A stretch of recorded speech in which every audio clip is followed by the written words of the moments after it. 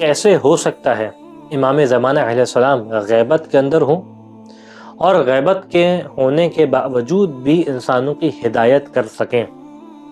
یہ کیسے ممکن ہے کہ ایک شخص جو دکھائی نہ دے وہ بغیر دکھائی دے، بغیر سنائی دے کسی کی ہدایت کر دے؟ جواب بہت آسان ہے۔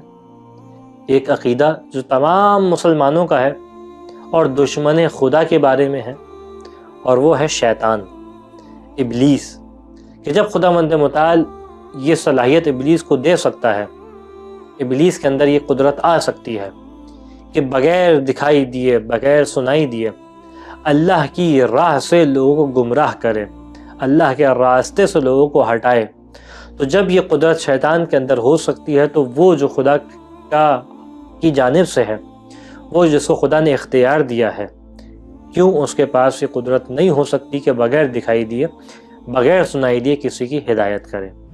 پہلا جواب۔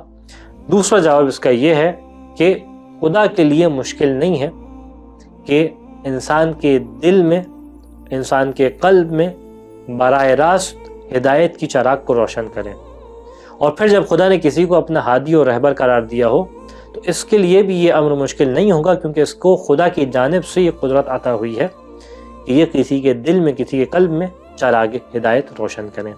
خداوند متعال سے دعا ہے کہ ہمیں معرفت امام علیہ السلام نصیب فرما۔ وآخر الدعوانا ان الحمد للہ رب العالمین۔